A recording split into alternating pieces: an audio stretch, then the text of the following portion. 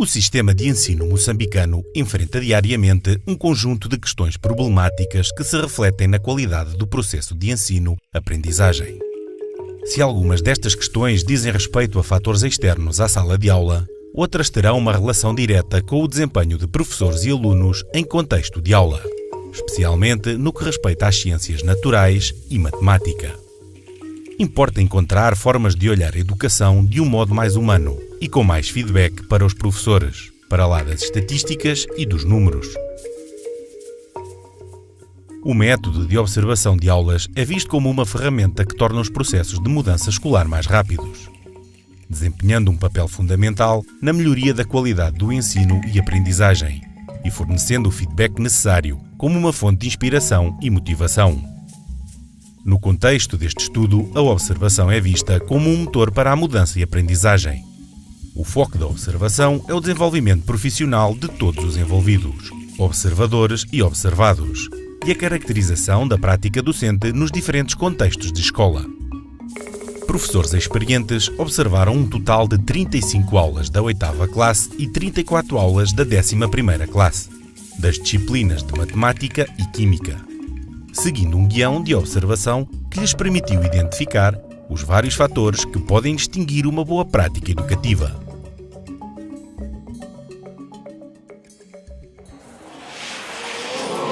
Bom dia, senhoras professor. Bom dia, como estão? Estamos bem, obrigado. E a senhora como está de saúde? Também estou bem, obrigada. Podem sentar. Obrigada. Atenção à chamada. 20, 21, 22, 32, 50, 51, 52, 53, 54, 55, 56, 57, 58. De que falamos na aula passada? Um voluntário. De que falamos na aula passada? Na aula passada falamos de matéria. Dissemos que matéria é tudo aquilo que nos rodeia, que tem massa que ocupa espaço na Terra. Ok, matéria é tudo aquilo que nos rodeia, que tem massa e que ocupa um lugar. Hoje vamos falar de mistura. Vamos escrever.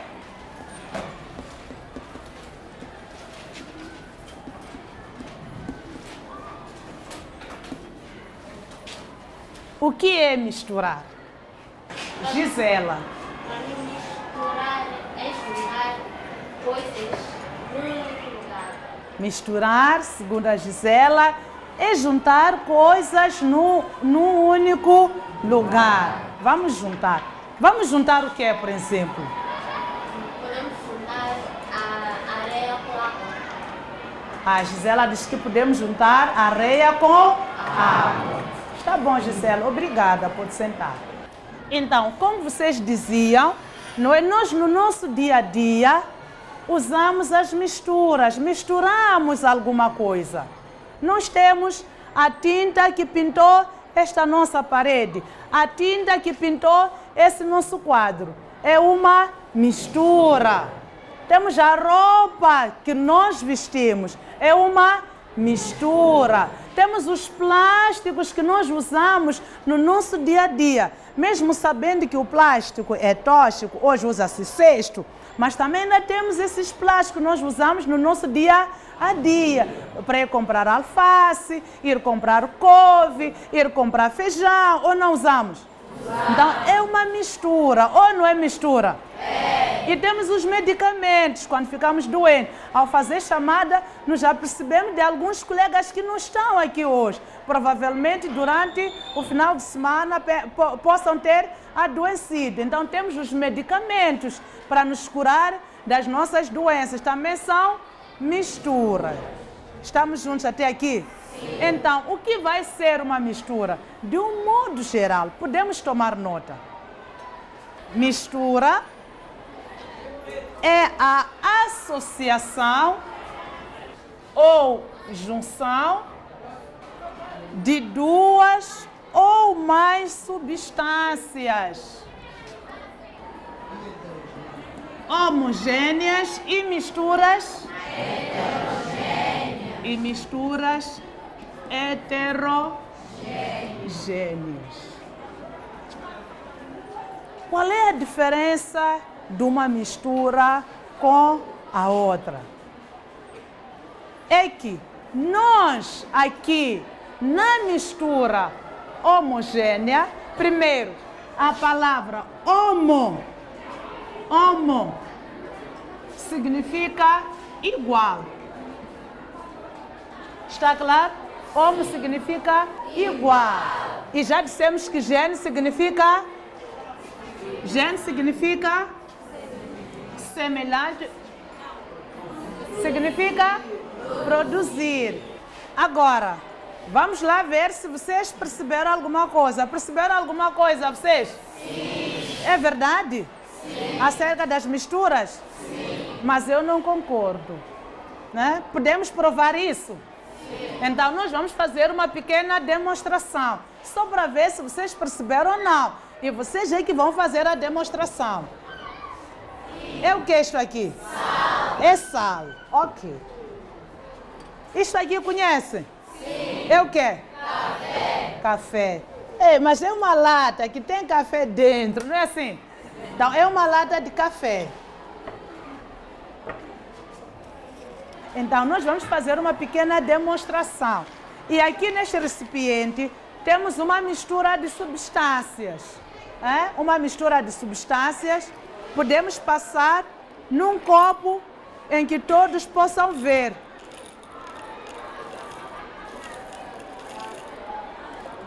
Então, vamos deixar aqui para todos poderem ver.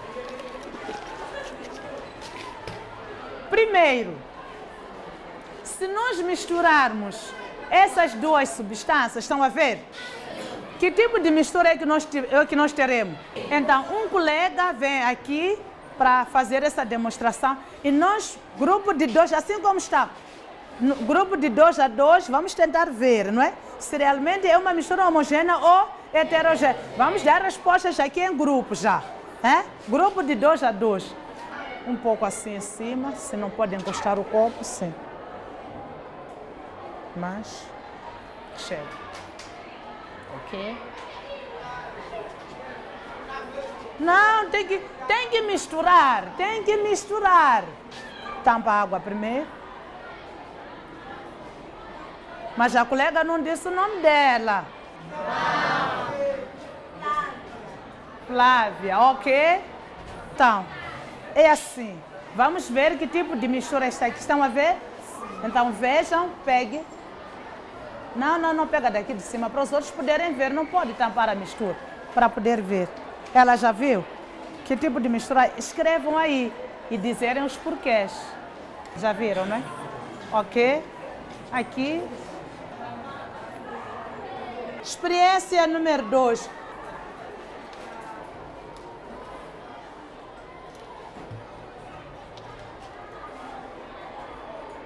Devagar, filha. Chega, não precisa encher. É melhor assim para eles poderem ver. Sim, continua a misturar. Deixa aí. Ok? Podemos ver.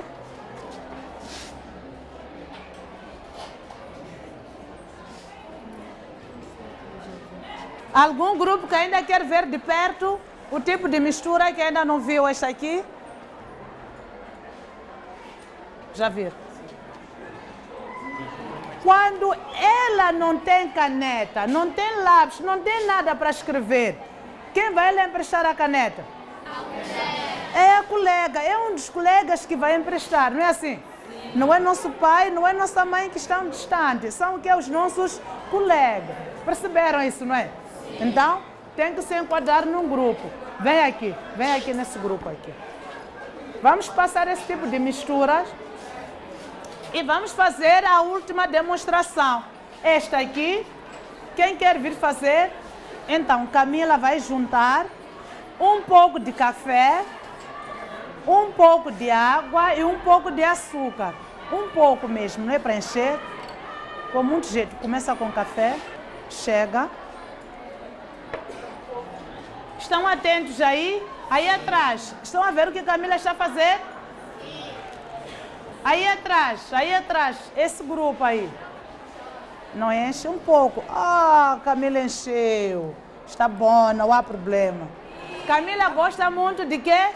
Açúcar. Mas não é bom tomarmos muito açúcar, hein? Saúde. Vamos. Chega. Mas perto. Vai mostrando aos colegas. Porque, primeiro pare, Camila. Pare, Camila. Mostra aos colegas. Estão a ver a quantidade de açúcar aí? Conseguem ver? Mas já não estão a ver bem, não é? Continua a agitar. O açúcar vai derretendo, não é assim? Então estamos a dizer que o açúcar está a dissolver, não é? O açúcar vai desaparecendo, vai acabando, pouco a pouco. Vai mostrando lá atrás, Camila. A experiência número 2 foi o quê? Mais o quê? Água e óleo. Agora, se já terminamos em grupos. Primeira experiência, qual é o grupo que quer falar? O grupo pode falar, não é? Mas já representar o grupo. A primeira mistura trata-se da mistura heterogênea, porque é possível ver os seus componentes. Uma mistura heterogênea, porque é possível ver, isto é possível distinguir os seus componentes. E quais são os seus componentes? É água e areia. Água e areia. Obrigada. A segunda experiência também trata-se de uma mistura heterogênea. Então, Igor e Eunice, qual foi a conclusão que chegaram?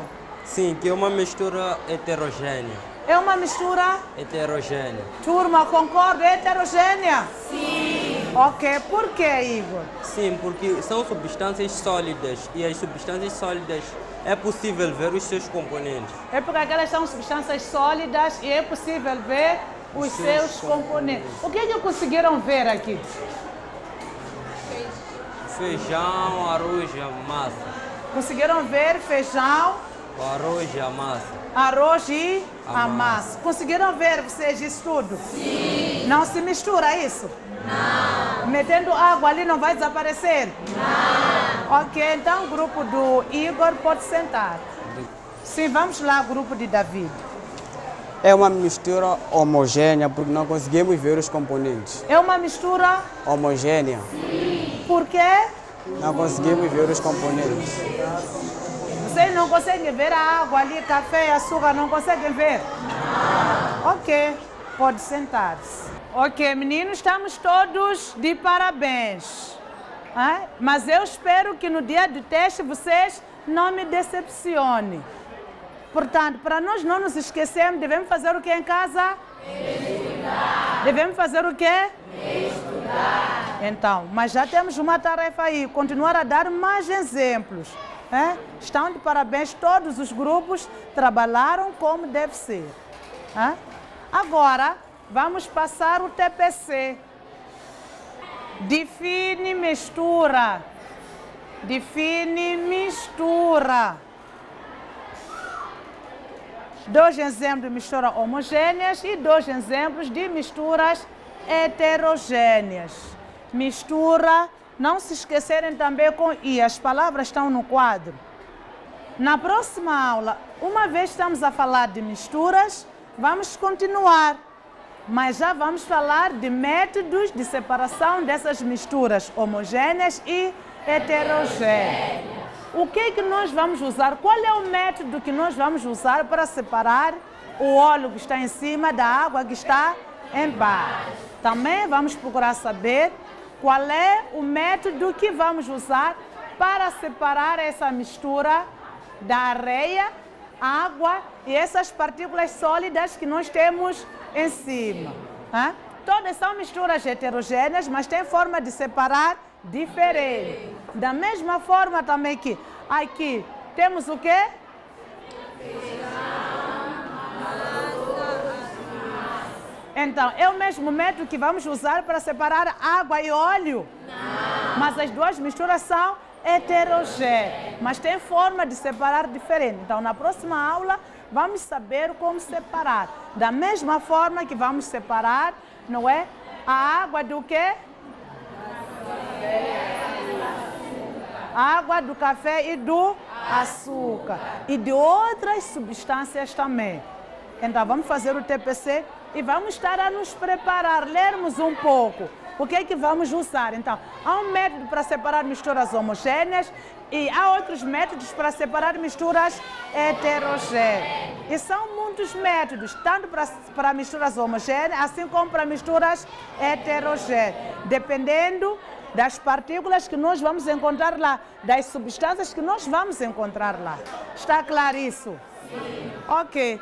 Então, como já não temos dúvida, a nossa aula termina aqui. Não nos esquecemos de fazer e não atrasar. Agora, procurarem saber dos colegas que não estão aqui o que está acontecendo com eles. Está claro? Sim. E informarem o TPC que nós temos para a próxima aula. Sim. Ok? A nossa aula já terminou. Continuação de boas aulas para vocês. Agora vamos ao nosso intervalo.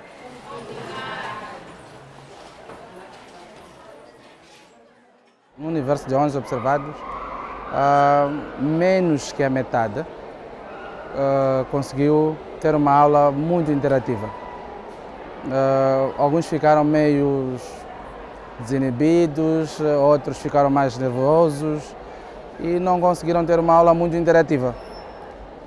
Fecharam-se àquilo que tinham preparado para a aula e isso tirou um bocadinho o espaço para a interação entre o professor e o aluno. E cingiram-se mais em transmitir aquilo que trouxeram e não fazer a aula produtiva centrada no estudante.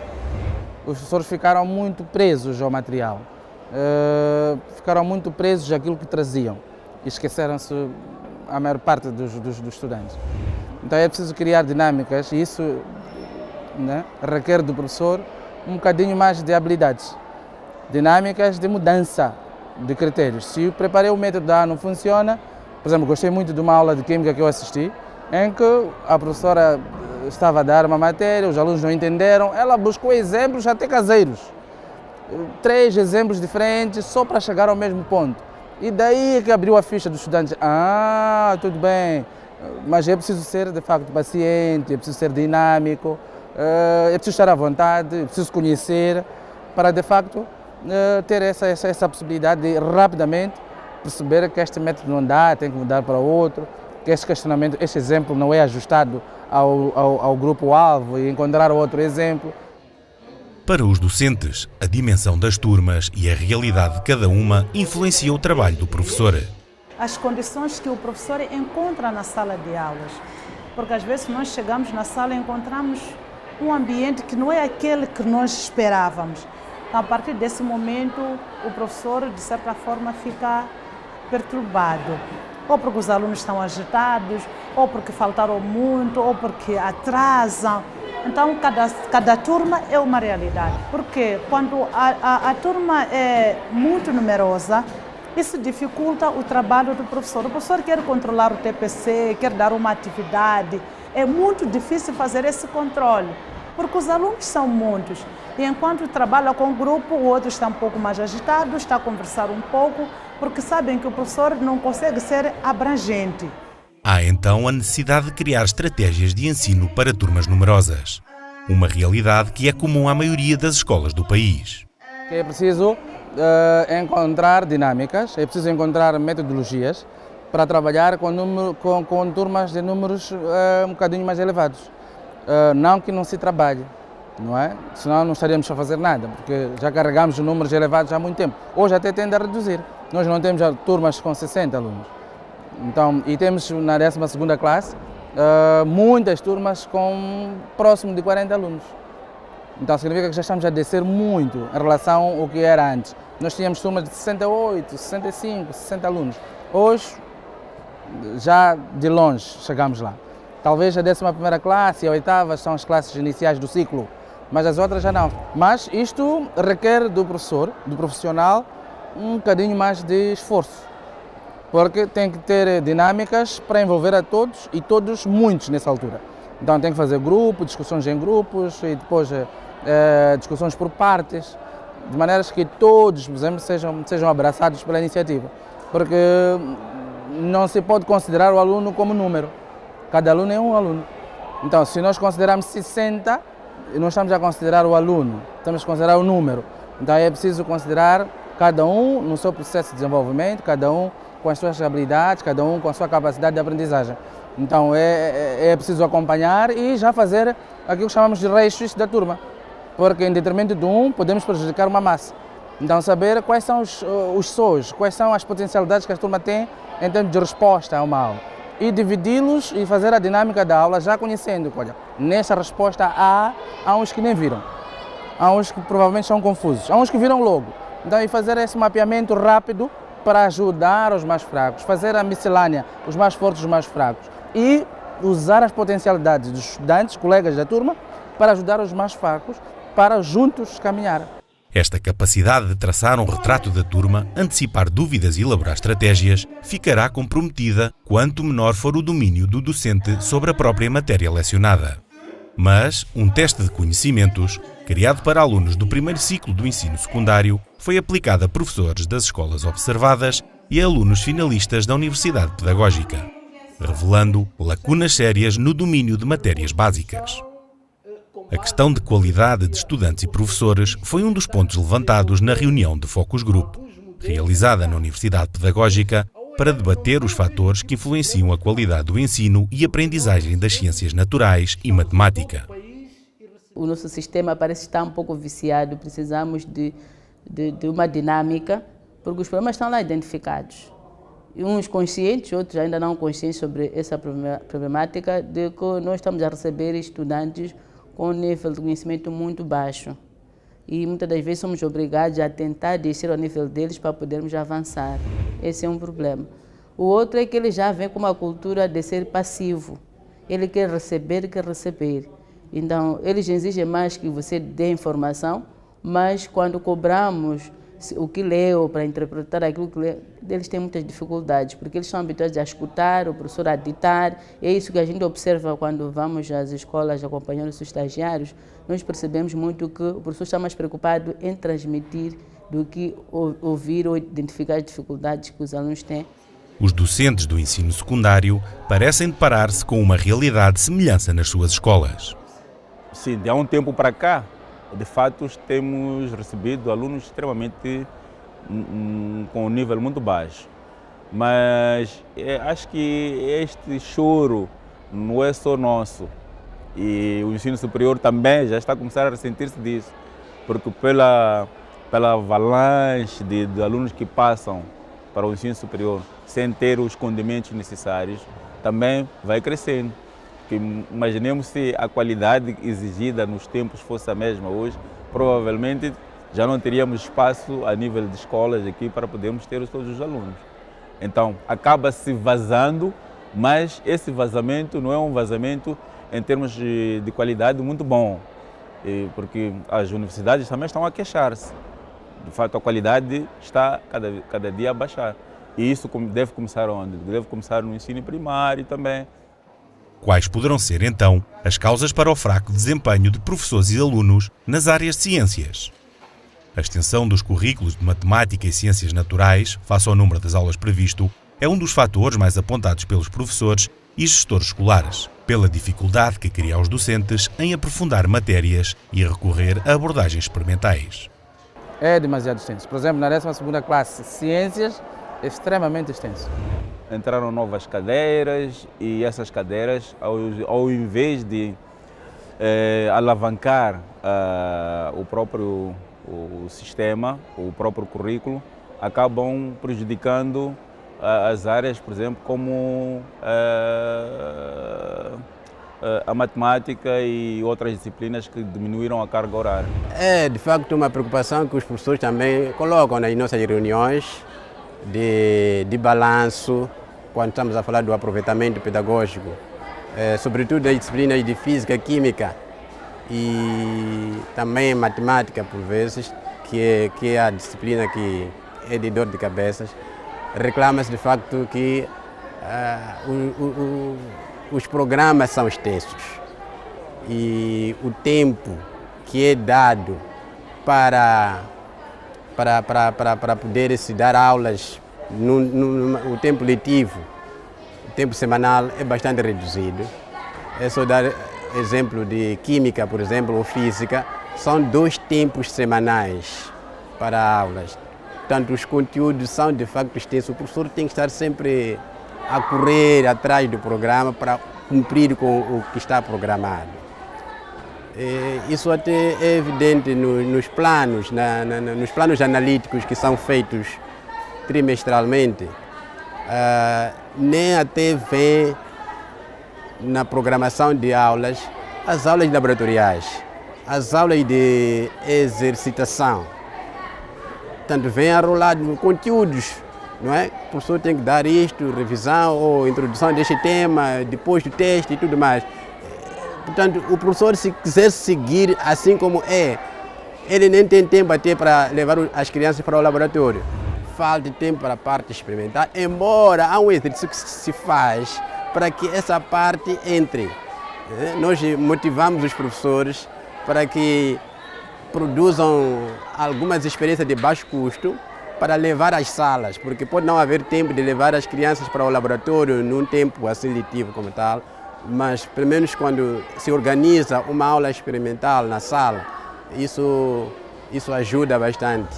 Bem, eu acho que para as ciências naturais a carga devia ser um bocadinho mais reforçada, mas o que passou a consumir o tempo são as disciplinas profissionalizantes, porque o que se pretende agora é que o aluno saiba estar, saiba fazer também.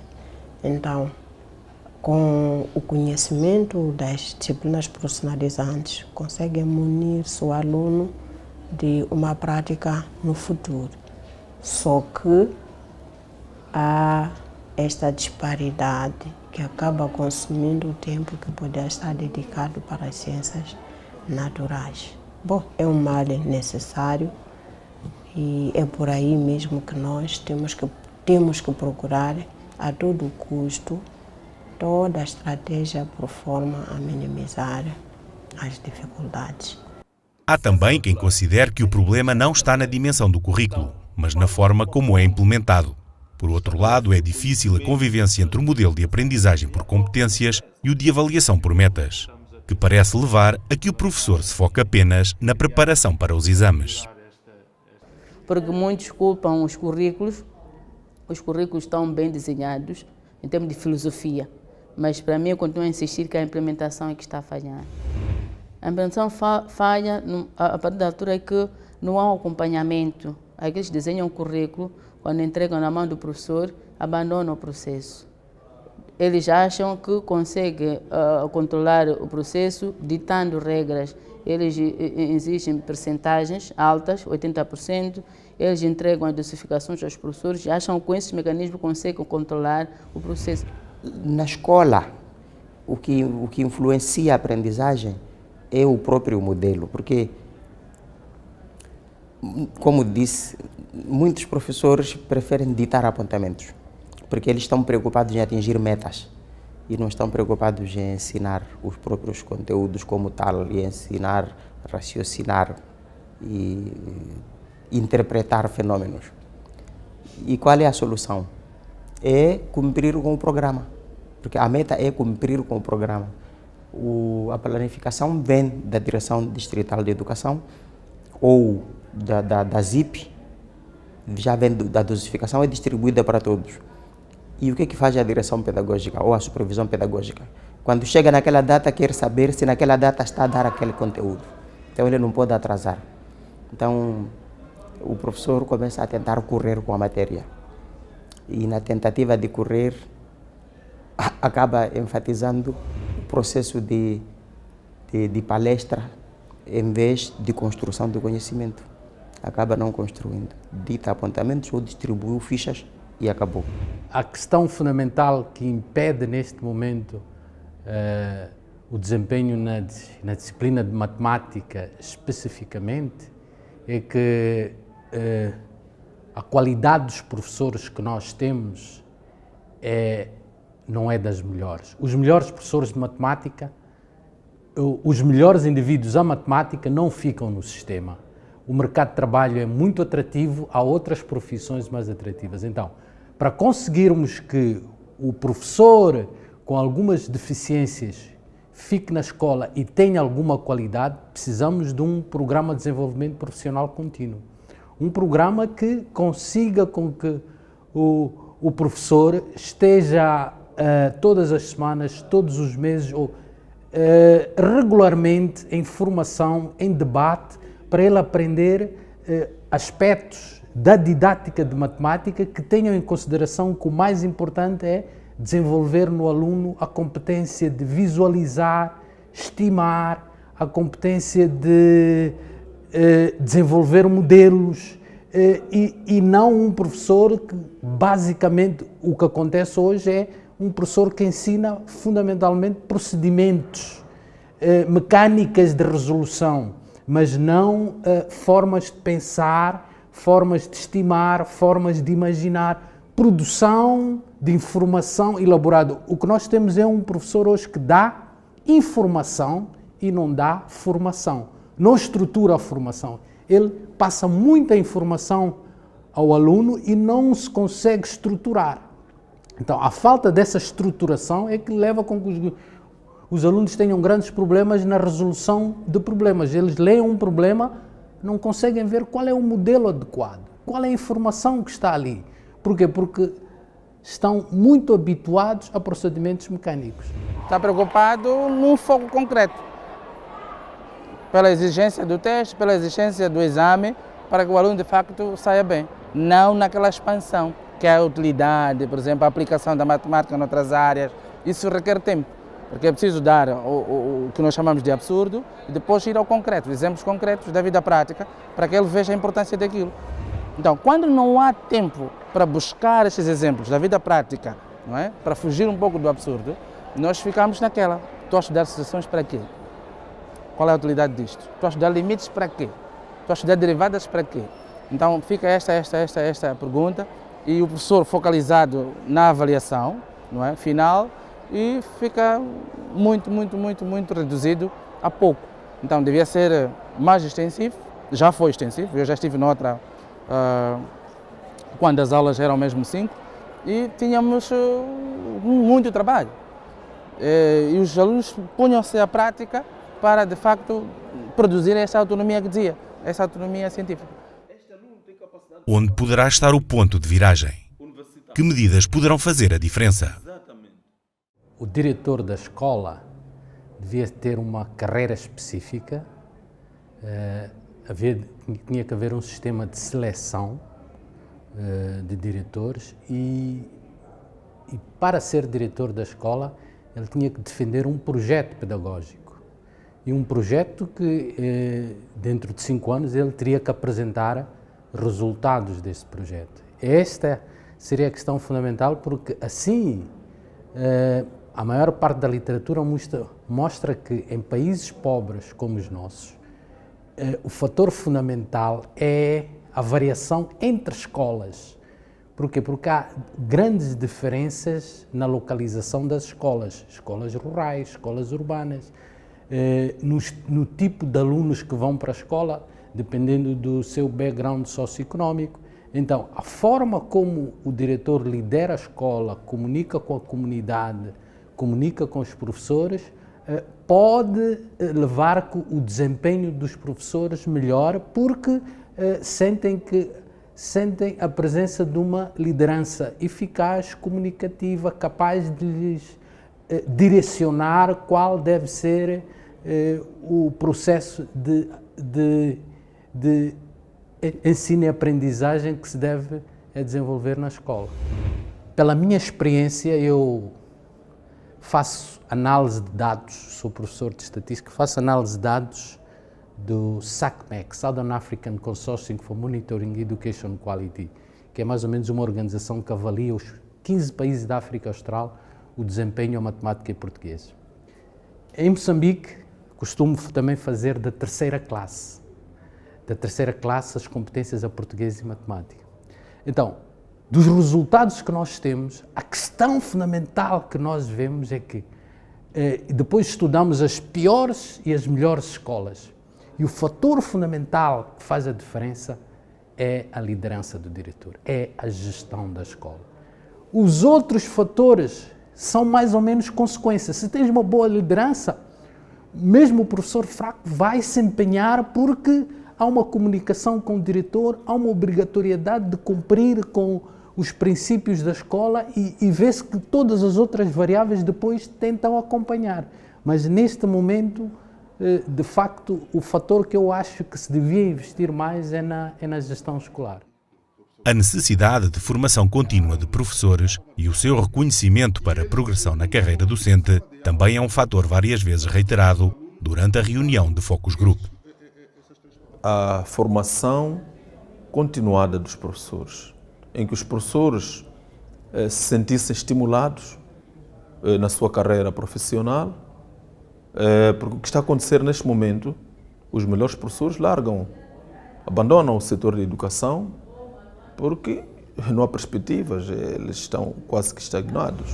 Eu penso que se nós pudéssemos ter uma formação contínua que seja reconhecida ao nível político, vou dizer assim, nem que não seja uma progressão vertical, mas uma progressão horizontal, em que o professor sente-se estimulado, que diz que vale a pena para ele mesmo aprender, porque em algum momento, esses estímulos fazem com que haja menos ou mais interesse, portanto, no próprio processo.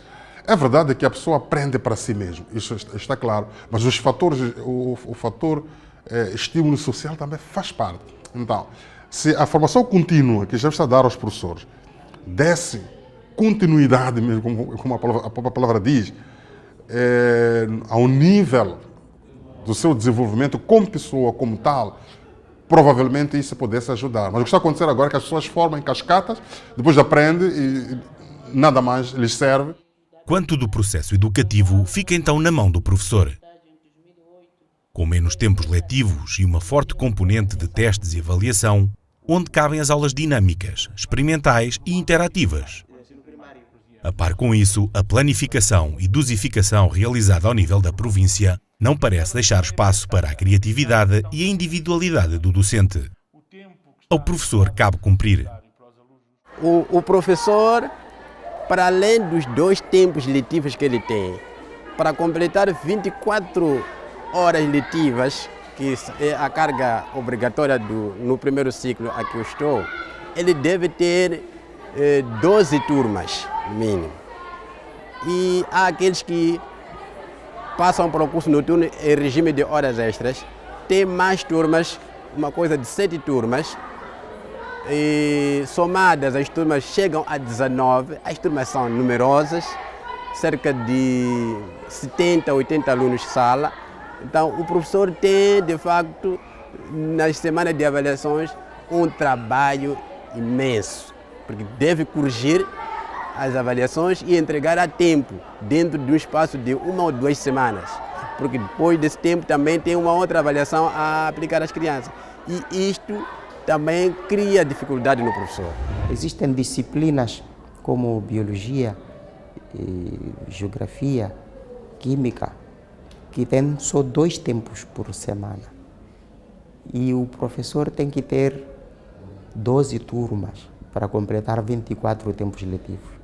Em algumas escolas, as turmas são extremamente numerosas.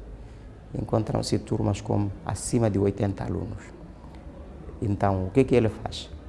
As provas devem ser escritas, é regra.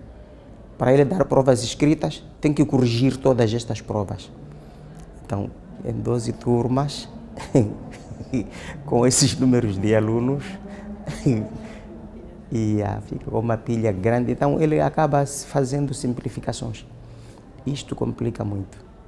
Se fosse possível deixar que aqueles processos que nós ensinamos, ensinos interativos, acho que facilitava a coisa. Diminuíamos esta coisa de metas e regras rígidas e fazíamos um ensino construtivista. Agora a planificação é a nível da província. Portanto, não existem manobras, porque nós enviamos um professor ou mesmo chega a vezes de não enviarmos ninguém para a província, para o departamento de planificação, o departamento da direção pedagógica onde que se elaboram os planos. Então é lá onde são concebidos os planos analíticos para o trimestre. Portanto, deixem para aqui é para o cumprimento. Portanto, se marca que dentro desta semana tem que se avaliar, a avaliação é a nível da província, tanto que no final do trimestre o professor deve cumprir com o programa, porque a prova também é provincial. Então não há campo de manobra nenhum aqui. O professor tem que correr atrás do que está programado, porque ou os seus alunos serão aqueles que vão reclamar quando a prova chegar que esses conteúdos nós não aprendemos. Pela capacidade de gerar análise e discussão, o método de observação de aulas é um forte potenciador de mudança.